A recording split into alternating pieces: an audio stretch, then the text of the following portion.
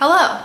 The number one question I get is, where do I start with Sanatana Dharma? What books do I read? Everyone's telling me something different. I don't know where to start. There's so much information online. How do I begin? And so today I want to provide a list of books that you can read in order so that you don't get confused and that you have the proper historical context going into reading some of the more complex books, such as the Bhagavad Gita, Upanishads, and so on. You know, there's a reason why we have what we have, the text that we have, and it's important to honor that process and honor the journey of learning. So where you're going to begin, you're going to start with your 18 Puranas. I have provided in the description below a link to where I found the 18 Puranas. You can find pretty much everything on archive.org. I'm gonna link the video that I did with my mom and my family friend Madhu, where we go into this topic in detail, so you can get some more context there. And then also check out the rewritten documentary that has a lot of information about why it's important to read about history. And so what you're going to do is you're going to start off with your 18 Puranas. You're going to learn about the history of the world. The Puranas, how it qualifies as a Purana is if it talks about the beginning of the world. And so a Purana has all of the information since the day that the world began. The first one you're going to read is Brahma Purana. And Brahma Purana talks about, again, the beginning of the world. And then it goes into Padma Purana, Vishnu Purana, and so on. I think Vishnu Purana is one of the longest, or maybe it's Skanda Purana. Either way, Vishnu Purana is so beautiful. I'm currently on the part where there's the incarnation of Krishna. So that's been extremely exciting to read about. And so, yeah, it gives you a lot of information. There are lots of names to remember. You know, there's a lot of historical context there. It sort of gives you an understanding of how even the North Star was created, Dhruv. It's packed full of information. So take your time with it. You know, a lot of people will wave off the Puranas and the Itihas, which we'll talk about next, as just mere storytelling. And it's really important to give credit and to understand why Bhagavan tells us to read these things, because, you know, it brings us a foundational knowledge before we get into more of the complicated, more nuanced, more specific material. So definitely, you know, take your time with the 18 Puranas. It teaches us as history, it teaches us Dharma, and there's a lot of different lessons sprinkled throughout. So the next set of books you're going to read are the Itihas, and it's as it sounds. It happened, Itihas. So Ramayana and Mahabharata. You know, everyone knows Ramayana and Mahabharata, but I wanted to say, like, a lot of people, Hindus included, call this as mythology, and they just kind of wave it off, like I said, as storytelling. And the Itihas is how it sounds, right? It happened. So I think it's important to look at these historical contexts for us to gain lessons from it. From Ramayana, you know, I'm intending to make this video pretty quick, but, you know, a quick couple sentences on Ramayana. What can be said about Ramayana, right? Lord Rama taught us how to live the most dharmic life.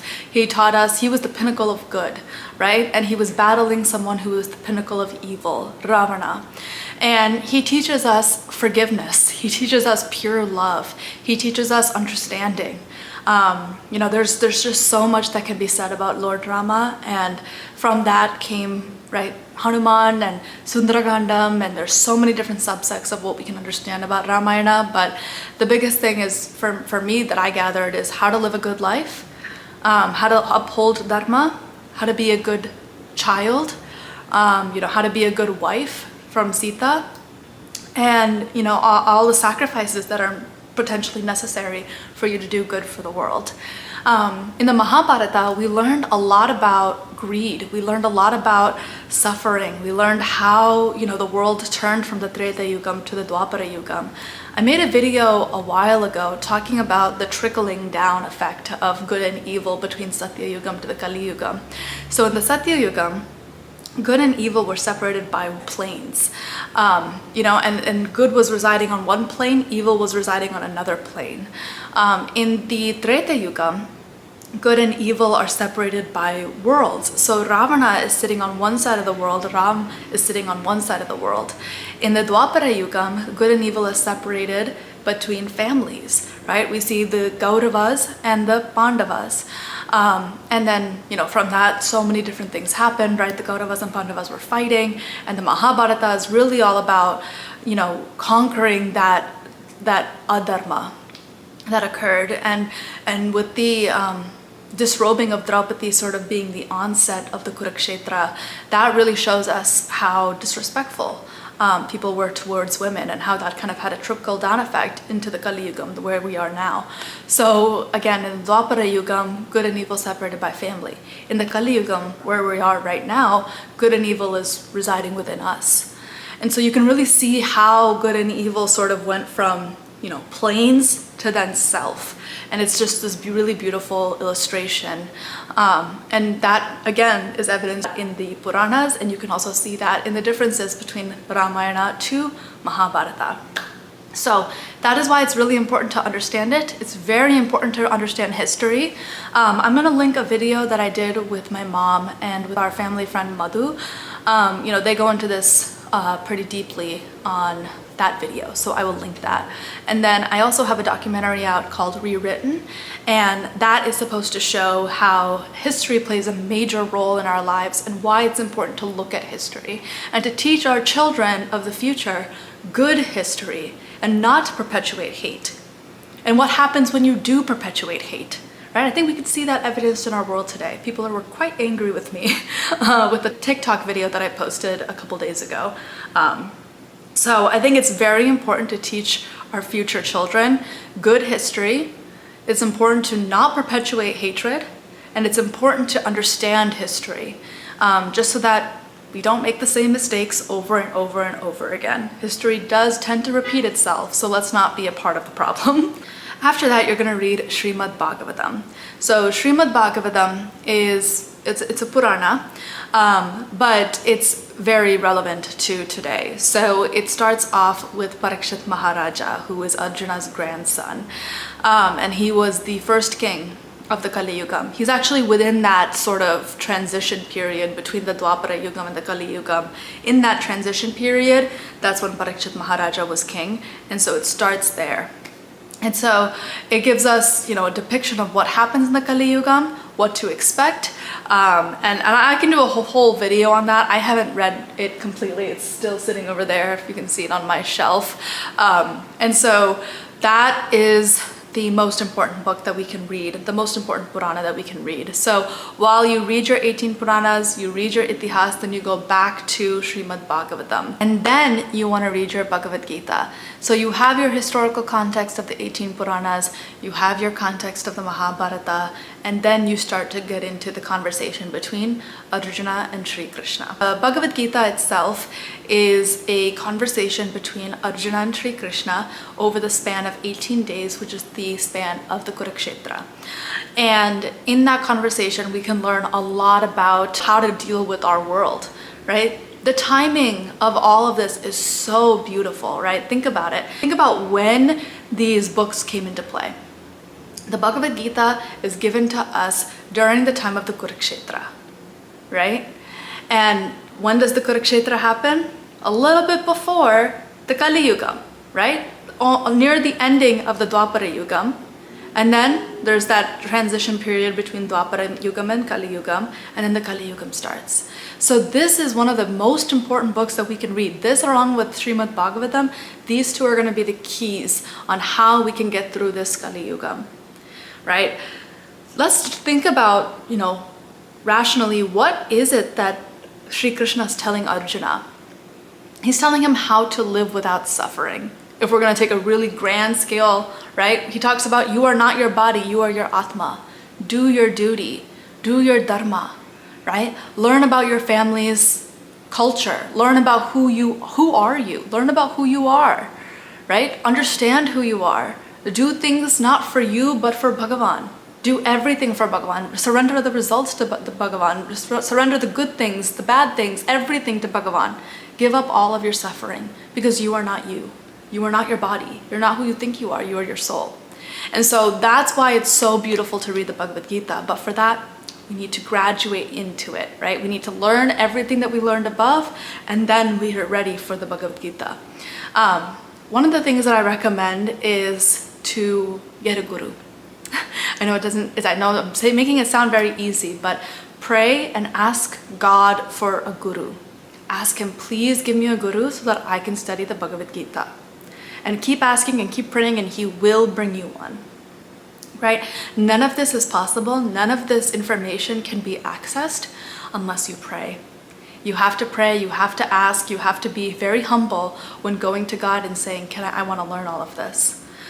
And so continuously pray, continuously be curious, and you will get the answers that you're looking for. As a reminder for the Bhagavad Gita, every struggle that we could see here in the Kali Yugam is addressed in Q&A form, where Arjuna is telling Krishna that he does not want to fight, and Krishna is reminding him of his duty as a Kshatriya. As the chapters progress, we get into many different topics. For example, what is the Atma, how does karma work, what do our Shastras say, and many other day-to-day issues that we encounter. However, do not look for your solutions to your problems. Rather, follow the teachings that Krishna prescribes and watch your problems disappear. At the end of the day, desire is the root of rebirth, therefore, our suffering. And so it's important to look at the Bhagavad Gita for what it is, right? The Bhagavad Gita is a conversation between Arjuna and Krishna, and we are represented by Arjuna, right? Please don't identify with Krishna. Please identify with Arjuna. Arjuna is our spokesperson for all of our problems. And so think about it from that perspective and make sure that you are humbly asking God the same questions so that when you actually go ahead and learn what the Bhagavad Gita is telling us, we'll be able to relate it back to our circumstances. But again, don't flip the book and say, hey, where can I find a solution to my problem? No, rather follow what Krishna is telling us to do. For example, wake up in the morning, pray to God, take a shower, cook food, then, pray again, and just like sort of keeping God in mind all the time. That's when we can start to reap the benefits of the Bhagavad Gita and start to actually relinquish ourselves really, and live with less suffering. The next major thing to read are the Upanishads. So the Upanishads are, the Vedanta. So that's the end of the Vedas. There are about 200 plus total. 108 of them are well known. And then there are 10 Mukhya Upanishads or principal Upanishads. And they're called Mukhya Upanishads because Shankaracharya has written commentary for them, or it's basically called Bhashyam. So the Upanishads are again at the end of the Vedas, and you're going to read that after you read the Bhagavad Gita. The last text is Brahma Sutra, also written by Veda Vyasar, and it is a compressed version of the Upanishads. It's in condensed form. So you're going to read this after you read the Upanishads because, you really can't understand Brahma Sutra without reading the Upanishads. But they say, the Brahma Sutra, the reason why they gave like a condensed version of the Upanishads is because you can't necessarily read the whole thing. You can't necessarily read all of the Upanishads, so they gave us a condensed version. And the word sutra itself means compressed. So it's like, it's interesting. Like the Brahma Sutra itself, you can't understand it unless you have the background of Upanishads. But then the Brahma Sutra itself is supposed to be a condensed version of the Upanishads. So do what you can, read the Brahma Sutra for sure after you have the background knowledge of the Upanishads, and then that way you can understand like discussion points, because think about like a SparkNotes version of like a Shakespeare book, right? You have like the Shakespeare book, like if you remember in high school where we got like those, I have them right there, I don't remember what they're called, Folger's copy, like the Folger's library versions. You have your Folger's library version of Shakespeare, how he has like one word, and then there's like, we have to talk about it in English class and we start to learn about that one word and we expand on it and discuss it. That's similar to how the Brahma Sutra is to the Upanishads. So the Brahma Sutra is like a few words, right? Condensing the Upanishads, and it's filled with discussion. And so we can only really understand the one word when we actually look into the discussion points. So, as we go deeper and deeper into these books, we understand how vast they are. And so if you want to read all of this in your lifetime, I suggest start now and get on with the Puranas and then go in that order. So after you read the Brahma Sutra, it's recommended that you read the Bhagavad Gita again. And I love the idea of reading the Bhagavad Gita again because I think it's like, it proves that, you know, Bhagavad Gita is not a book where you just open and close it and finish it and say, I finished the Bhagavad Gita. I think this structure really helps us understand how evolved this journey is, and how it's important to continuously learn. I really ran through those super quick. Let me know if you have questions. Again, I will put the link to the Puranas down below. I'll put the version of the Srimad Bhagavatam book I have, the version of the Bhagavad Gita book I have. But again, please pray to God, ask for a guru, and I wish you luck on this journey of learning. It's exciting that you want to learn. You know, when I first started, I was really intimidated by how to start. And my parents were gracious enough to break it down for me, and they provided me with countless amount of resources, which I honestly feel really bad that not everybody gets to have the resources that I get to have. So that's what my effort here on YouTube is going to be, you know, sharing the things that I learn and passing it along to you so that I can kind of give back, because I really do feel very privileged having the parents that I have. So anyway, good luck and get to it. Bye.